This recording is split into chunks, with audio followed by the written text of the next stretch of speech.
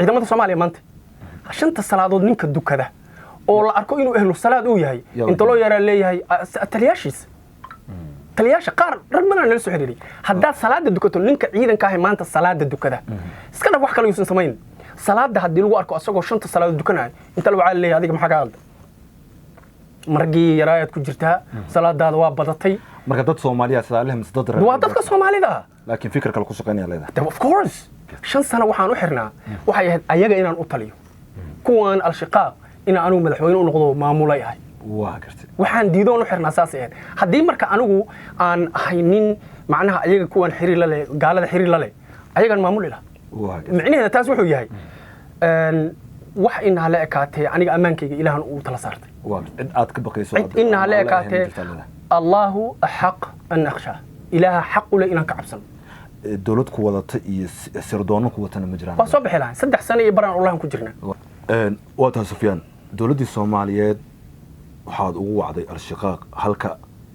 al-shabaabna aad leedahay xarakatu shabaab haddii Sufyaan Sheekh Axmed la dooransiiyo dawladda Soomaaliya ku soo biir ama al-shabaab ku soo biir kee ayaa la isdhihi karaa waa dhankooda u xaqlinaya mise dhankooda u badnaan karaa waxaan u maleynayaa su'aasha horena ugu jawaab haddana waa ka jawaaba waa gartay nimankan al-shiqaaq waa completely kufar wa dawladda diinta islaamka kuma jiraan waa gartay waa niman doortay inay ku xukuntamaan niman iyo naaga doortay inay ku xukuntamaan غير ما أنزل الله إلهي وحنا سود جي غير كيس وتدنك الشباب معنا لا الشباب أنجو وحن أمس حزبيان أنا قارب نودن كنا نحكم أنا قارب نودن كنا نحكم therefore مرة نقولين أنا كوبيهم هسي شيء حدي ما أنت اللي سبربر لجوه قف كن وقف مسلم وياه أول يرادوا حركة الشباب يو لما قال يراد الشقاق يا قارن كرتا قف كعقيدة الصح ذا اللي هو مسلم حركة الشباب وقادنا مركب وحلا ده هاي الشباب ayaan ku beerina ma ana dhihin sidaas ma ana dhihin waxaan ku anagu xisbiga tala kuno ladanahay annaga rabna wadanka inaan xukuno waxaan rabnaa inaan ku xukuno si nabada ma aaminsanin in dhiig macnaha ololaheena annaga kuma jiro inaan dhiig daadino ololaheena kuma jiro inaan qofka aan dilno haduu naga soo horjeedo ololaheena waxa ku jira qofka naga soo horjeeda inta la fadhiisano inaan la hadalno oo ka dhaadhicino annagu dhiig daadin warkaaga biyadhiciisu waxa weeye dawladdu kuma biireena ee al-shabaab ayaa dabcan xagga diinta u dhow macnaha anagu dawladana kuma biirayno xarakada shabaabna kuma biirayno al-shaqaaqna kuma biirayno xarakada shabaabna kuma biirayno laakiin marka qofka muslimka ee muwahhidka ah ee ilaahay iyo rasuulkiisa aaminsan waxay kitaabku inuu xaq yahay sunnaduna xaq yahay marka la weydiiyo labadooda marka la soo dhigo la yiraahdo ma waxaad rabtaa inaad complete kufri aad qaadato oo diinta islaamka ka baxdo mise waxaad rabtaa inaad xarakada shabaab oo aad la midowdo oo aad ku hoos noolaato dadku waxay dooranayaan xarakada shabaab qofka sama waxay saas u sameyn lahaa waa tahay dadka aan halkaas soo dhigno adiga maadaama taa gudoomiye xisbiga tala ku nool ee su'aashaas ku hortaalaa anagu cidna kuma biirayno anagu waxaan rabnaa maantay waxaan rabnaa inaan shacabka Soomaaliyeed la wadaagno anagu waxaan rabnaa inaan anagoo nabada in dhiig la daadiyo ka soo horjeedna anagu dagaal in la qaadan waa ka soo horjeedna waa taa dadka Soomaaliyeed dawladda Soomaaliya ku hoos nool isla markaana aaminsan dawladda Soomaaliya jecel amniga sida ay u xaqiijinayso la dagaalanka al-shabaab iyo sida amniga iminka uu yahayba wax weyn dawladda ku amaanaya maadaama ummad badan oo Soomaaliyeed ay ku hoos nool yihiin daladii madaxda Soomaaliyeed ee dawladda Soomaaliyeed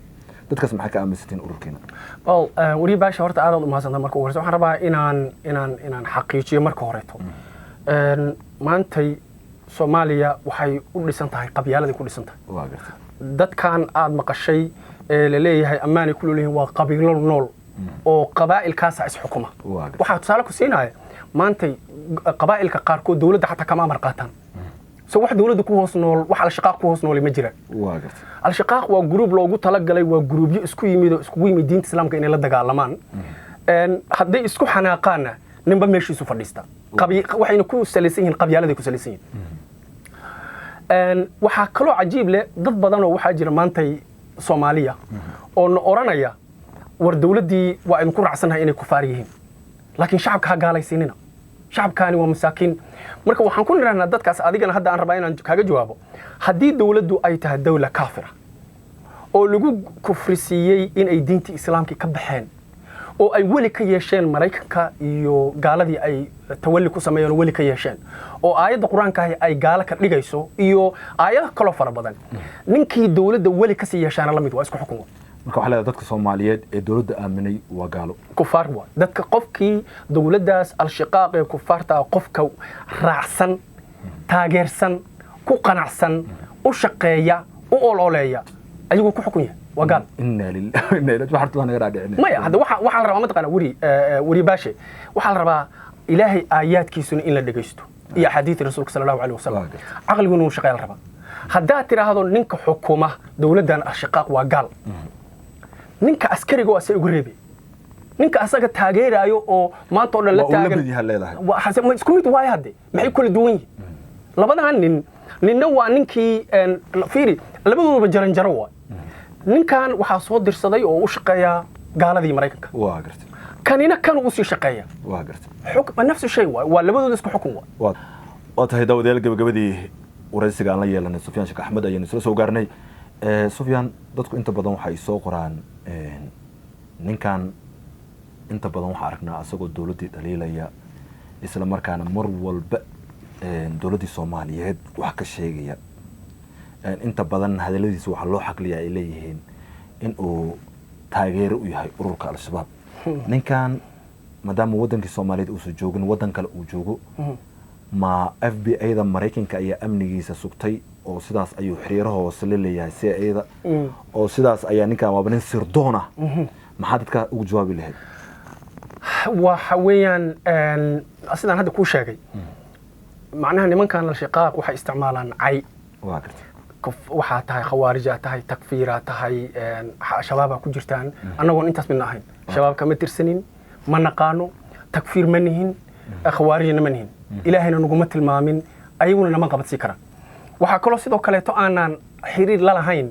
dawlad kufaar xiriir lama leh haddaan dawlad kufaar xiriir la anigu maanta inta meesha iskugu timid oo hadda meesha ka shaqeysa khawaarijta macnaha nimankaas al-shiqaaq nin aniga igu cilmi dheer kuma jiro waa gartay haddaan rabo oo nimankaas aan rabo nimankan inaan ayaga xiriir la leeyahay kuwana u tali lahaa waa gartay 5 sano waxaan u xirnaa waxay ahayd ayaga inaan u taliyo kuwan al-shiqaaq in anigu madaxweyne u noqdo maamulay ahay waa gartay waxaan diidoon u xirnaa saas ahayd haddii marka anigu aan haynin macnaha ayaga kuwan xiriir la leeyahay gaalada xiriir la leeyahay ayagan maamuli lahaa waa gartay macnaheedu taas wuxuu yahay wax in la ekaatay aniga amaankayga ilaahan uu tala saartay waa cid aad ka baqayso in la ekaatay Allahu ahaq an akhsha ilaha haq ula inaan ka cabsano dawlad ku wadata iyo sirdoon ku watana ma jiraan waa soo bixi lahayn 3 sano iyo baraan Allahan ku jirnaa 3 sano iyo barkaas Allahaas waxaan ka soo bilownay dhulkan ka soo bilownay maanta waxaan xisbiga ugu weyn ugu awood badan oo aan hubaysanayn Soomaaliya xisbiga dadku ugu jecel yahay xisbiga ugu saameynta badan bulshada Soomaaliya haddaan saasnahay waxa soo bixi lahaa kooxna daba socota nimankaana dadaal ma aysan yaraysan waxaan ognahay oo dhacday in xisbiga uu ku soo biireen niman sirdoona oo ayaga ka socda al-shiqaaq waa gartay oo xisbiga walaayiq macnaha beecana la galeen oo video soo duubeen oo xisbiga ka mid noqdeen say noola joogeen maalinta waxay yiraahdeen war nimay waa idinka tageen war say wuxuu jiraa hadda waa la shaqeynayeen ma sirdoonkaan ahayn groupkaasaan ku jirnay waxaan rabnaa wax idinku ogaan idinkan meedan ogaan ragaas inay dawladda ka socdeen ma aanan ogaan markii hore gadaal aan ugu ogaan markii waa weydiin waxaan maxaad naga ogaateen waxa la yiraahdaa waxaad kor ka sheegaysaan oo bulshada u sheegaysaan iyo waxa idin qarsooni waa isku mid therefore shaqa macnaha shaqa nooma taalo macnaha taasan ka wada waxay tahay waxaan kula rabaa bulshada Soomaaliyeed ee muslimiinta ama waxdiinta inaan la wadaago ee cabsanaya macnaha waqtigii inta madaxa la iska jiro jawaan la isku ridi jiray oo nimanka senatarada oo maanta al-shiqaaq ku jira qaarkood ay ka ganacsan jireen waa la soo dhaafay waa gartay waqtigii dugsi quraanka inta macalinka laga xado Mareykanka iyo CIA-da laga iibi jiray maanta ma jirto waa gartay waqtigii dugsi macalinka mushaayixiinta nimanka culimada inta qarax loo dhigo ama basalo lagu dhifto ay intelligent inta la keeno la yiraahdo xarakada shabaab dishay la dhihi jiray waa soo dhamaatay waa gartay maantay caalamkii kuwii gaalada ahaa oo anaga naga liitay Mali iyo Niger iyo Burkina Faso iyo ay iska xoreynaa anaga waxaan haystaahi waxaan ugu duwanahay wadamadaas kaleeto waa jahliga nin dhalinyaro oo si xarafka Soomaaliga xataa aan akhri karin Soomaali xataa ma akhri karo oo Mooriyaan ahaa macawsile laga dhigay macawsile hadana waxa laga dhigay ciidanka laga sii dhigay haddii lagu arko 5 salaadood soo dukanayo su'aal la weydiina ciidamada Soomaaliya maanta 5 salaadood ninka dukada oo la arko inuu ahlu salaad uu yahay inta loo yara leeyahay taliyaashiis taliyaasha qaar rag badan la soo xiriiray haddaad salaada dukato ninka ciidanka ah maanta salaada dukada iska dhab wax kale yuusan samayn salaada haddii lagu arko asagoo 5 salaado dukanaya inta la wacaa leeyahay adiga maxaa ka qaldan margii yaraayad ku jirtaa salaadaada waa badatay marka dad Soomaaliya salaalaha misdad waa dadka Soomaalida laakiin fikir kale ku shaqeynaya leedahay of course waaba cabsanayeen ba hadday arkaan nin salaad dukanaya waxay leeyihiin xarag shabaab ugu jira horey gacad markaas inta loo yeero waxaan aragnaa hadda rag badan oo qaar xisbiga ku soo biiray qaar ay nala soo xiriireen oo u shaqo dawladda ciidamada dawladda ku jiri jiray oo looga shakiyo bis tuhum bis ninkan salaad dukan jira bis wax kale ma sameey jira waxaa jira rag kaleeto oo intay u dhaawacmeen ayagoo la dagaalamay sida qashinkii la tuuray waa tahay oo maanta wheelchair ay saaran yihiin dhabarkay la yihiin waxanuunsan yihiin familkiis iyo asaga iyo hadaad u dhimato xataa nimanka la shaqaa xitaa hadaad u dhimato waxba helmaysid waa su'aasha ugu dambaysa nin culumaha oo ka tirsan ciidanka dawladda Soomaaliya ayaa mar uu khudbeynayay waxa uu sheegay inaad halis ku tahay ummadda Soomaaliyeed arrinkaasi sidoo u aragtaa hal qof kaliya ma habo hal qof aatiri xildhibaanaa yiri saraakiil saraatiri waxay gaartay heer ay yiraahdaan horta muuqaalka ninkaas culimada waa aragtay ee dhalinyarada ah ee askarta ka tirsan Soomaa waa la ii sheegay rag qaar inay arkaan rag badan arkay hal qof kaliya ma aan arkin laakiin muhiimadu waxay tahay al-shiqaaq maantay waxay diidan yihiin inay hadlaan waa gartay waxay dhihi jireen dagaalka aan wada hadalno hadda hal nin oo kamid ah ka soo jawaabay waa jira rag badan jireen xildhibaano leh saraakiil leh qaar hoos ila soo hadlay waxa dhan waa buuxan muhiimadu waxay tahay ragga intooda badan aniga qofkii ila soo hadlay waa qancin saraakiil gaashaanlayaal iyo wixii ka koreeya xildhibaano markay yiraahdaan ay fikirkan nagala doodaan haday doodda ogolaadaan waa ka guuleysan waxaan ugu guuleysan hal wax dastuurkan maanta qoran nin walba oo soo waxaan weydiin hal su'aal ma jiraan wax maanta loo baahan yahay oo bini aadan ku dhaqmo oo dastuurkan alkitaab wa sunna kan ilaahay laga waayay ma jiraan may ku leeyahay haddii saas yiraahdaan marka waxaan dhahaa waa ugu baanta marka dastuurina qoratid waa gartay halkaas ku dhamaata mislada saameyntaada ilaa heer ciidamadii dawladda hortooda loogu dhex qudbeeyo oo arinkaaga lagu soo qaaday maraysa aniga maaha waa xisbiga tala ku nool aniga maaha waa diinta islaamka macnaha Sufyaan Sheekh Axmed ma aha waxa xisbiga tala ku nool maanta inta diiwaan gashan waa 23,000 iyo oo sii socotay ka badan waa boqolaal kun oo taageerayaal waa leen ayaguna nimankan sawir ma aha waa ku dhex jiraan shacabkii ugu yihiin shacabkii u jeedaan inay rabaan waxa sheegtay 23,000 oo qof dabcan in ay beeca kula galeen beecadu maxay tahay beeca qaabkay aan wada gasheen walde inaan diinta islaamka in wadanka lagu xukumo inaan ku guuleysano toddoba qodob aan leen toddobada qodob waxa weeyaan alkitaab wa sunna la isku xukumo dastuurka dimuqraadiyada iyo diimaha kala Soomaaliya in laga tirtiro guurka in la badiyo haybta korka ana ka sareeyay iyo midgaan iyo yaxar iyo jareer iyo in la tirtiro laba baasaboor la wadanka inuu ka shaqeyn karin oo macnaha dawladdu shaqo ku qof laba baasaboor lama dhalasho leh in luqadda Soomaaliga lagu qor xarfaha Carabiga oo lagu celiyo sida ay ahaa jirtay 73 labadii ka hor in la bedelo astaantii calanka qaranka Soomaaliyeed oo diinta islaamka soo horjeeda waxaa noogu jirta oo beecada ku jirta qofka xisbiga tala ku nool soo galay in uusan dagaal gali karin qori uusan qaadi karin una ololay karin haddii la caayana inuu qofka oo haddii lagu caayo asagoo u ololeynaya diinta islaamka inuu qofka cafiyo uusan la caaytan waxaa jiray nin dhalinyaro oo baraha bulshada aad loogu yaqaanay oo mar xisbigaan ku soo biiray isla markaana bartiina xitaa aad soo geliseen haddana durba isla markiiba waad ka saarteen maxaa u sababaysan saarstiisa well nidaam aan leenahay nidaamkaas qof kasta oo ku xadgudba waxa waa isagu wuxuu ahaa shakhsi runtii la yaqaano bulshadu taqaan sababtaas daraadeeda keentay inaan iclaamino because markuu soo galay oo xisbiga kamid noqday waa la ogaad waa gartay laakiin waxaa jira dad kaleeto oo xisbiga inta soo galaan ku xadgudba waxyaabihii baycada aan ku galnay kulligoodna waa ka saarnay xisbiga waayo ammaanka iyo nidaamka iyo qaabka aan isku raacnay inteenaasi waa nidaam noo qora macnaha nidaam aan isla fahamsanahay waa toddobadaas qodob dagaal qofkii uu ololeeya ama qori qaatana banaanku nagay wiilkaas dhalinyarada ee daaciga ah daaci mukhtaar la yiraahdo dabcan waxa uu sheegay inuu hub u baahan yahay oo ku difaaco nabigeena nabadgelyo naxariis korkiisa ahaatee waayii dambana aad u soo badanayeen dadka Soomaaliyeed ee ku xadgudbaya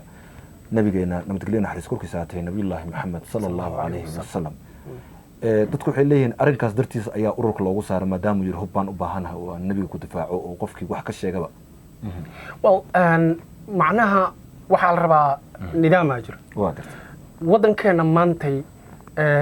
ninka nabiga caayay ilaahay ha dilo waana dilaynaa ninka saasa marka waxaan rabnaa markii arrintaas ay dhacday waa la hadalnay waxaan kula talinay inaan arrintaasi in uusan maanta iclaamin waayo anagu dawlad mani midda kaleeto xataa haddii aan uu nala joogi lahayo ninkaasi meesha ninkaas jooga uu joogi lahaa waxbay ahaan lahay ma lama jooga meeshii qurbuu joogaa ninka marka kaa dheer hadduu rasuulku soo caayay oo aad ku dhegto adiguna nin caana aad tahay wuu kugu soo caan baxaya mid kalaa ka daba yimid oo caayay marka waxaa badanayaa leedahay dadkii macnaha khasaaray keenay meeshii faa'iidada laga rabay khasaaray keenaysaa annagu marka dawladna manin hadda oo ma hubaysnin hubna kuma jirto in la qaato nidaamkeena waxaan rabnaa wax inaan ku bedelno ololahan aan wadna hadda oo xisbiga tala ku nool maanta uu caan ku yahay al-shaqaaqna ay uga cabsanayaan oo maanta cabsida ugu badan waxay noo sheegeen niman saraakiilihii haddii la isbarbardhiga yidhahdeen maanta xarakatu shabaab iyo xisbiga tala ku nool waxaa noogu walwal badan xisbiga tala ku nool idinkoo hub iyo waxba aynan qaadan anagoon hub qaadan sidee uga awood badnaan kartaa waxaan uga awood badannahay waxaan macnaha uga walwal badannahay ayagu say noo sheegeen annaga maaha fikirkeena waa fikirka al-shaqaaq waxaan macnaha ayaga uga walwal badannahay annagu waxaan baranay inaan ayaga diintoodii kula dagaalano diintoodu maxay tahay dimuqraadiyada maxaa u qoran diintooda ugu qoran qofka siyaasaddiisa inuu xor yahay waxaa u qoran haddaad gaal tahay inaad u ololay karto siyaasaddaada marka waxbay ma dhihi karaan dastuurkooda ugu qoran tahay inaan anigu xor ahay oo u ololay karo waxaan rabo marka sidaa rabta u hadli kartaa saan raba aan u hadli karaa now saan raba aan u hadle shacabkii Soomaaliyeed kulligood waxay aaminsan yihiin inay muslimiin yihiin qofkii marka muslimka ah aaminsan inuu muslim yahay inaan ka dhaadhiciyo kitaabka iyo sunnada in la isku xukumo waxay ugu qaadanaysaa 5 daqiiqo la hadlo bis anoo nabadooda iyaga marka wax weeyaan salligii ay ku fadhiyeen ka qaadanayna marka waxa leedahay shacabka Soomaaliyeed ee aaminsan dawladda Soomaaliya waxaan rabnaa inaan ka dhaadhicino waxay aaminsan yihiin inay yihiin wax qalad ah isla markaana ay ku jiraan dambi ah inay kufri yihiin dastuurkan iyo waxaan loo qorqoray oo loo sheegay fiiri nin waxa ay soo wacay dhalinyaro oo wuxuu yiraan wiliga iskuul ma aadin waxna babara waa nin wuxuu ku jira groupkan macawsaleed ku jira wiliga iskuul ma aadin qoriya lay dhiibay qabiilkayga waxaan ku iri shaqaan rabaa wuxuu yiri ciidanka kugu dara xildhibaankayga liigii ciidanka lay qori warkaaga markaan maqlay waa raadiyo yiri 3 bilood aan waxaan ku jiro kurbay hays maalin dambe waxaan soo ogaaday warkaan la sheegayo oo aad sheegaysaan xisbiga tala ku nool inuu sax yahay waana ka tagoy macawsaleeda qorigoodii wuxuudan u dhigay waa ka baxay macnaha ku jira marka wax weeyaan ninkaasi waa nin jaahil aan wax baran intuu ninkaasi ii jiro waa ninka noogu sheegay xisbiga tala ku nool hadan inta kale waa nooga sokaysaa marka anigoo heli kara anigu waxaan leenahay awoodda inaan shacabkii Soomaaliyeed dhahno anagoon hub qaadan anagoon caytamin anagoon qabyaalad iyo qabiil ku dhisnayn inaan dhahno war waxa lagu xukumayaa kufri iyo taaquud weeye waana kan cadayntii soo dambi weyn ma ahan ummad badan oo Soomaaliyeed oo culimo iyo caamaba isugu jirto in aad kula degdegto inay gaala yihiin Allah subhanahu wa ta'ala adduunkiisa waxaan ku ahay wixii Ilaahay uu yiri samay inaan samay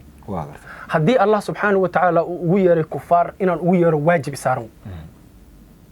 soo anigu kulama degdegayo Allah subhanahu wa ta'ala yiri kufaar waaye gaalo waaye kitaabkay ku taala sunnaday ku taala waayo ka xishoonaano waan uga cabsan haddaan badiidaba inay gaala yihiin oo qiri waayo ana gaala marka waxa leedahay sidii wax u jiraan oo sheegayna absolutely anaga hadda maanta haddii ninkan al-shaqaaq oo xukumanin uu ugu yeero ay mahana leena binaadam waa xaqiiqadan sheegayna waa dhamaatay arinta daaciga marka aan ku soo laabano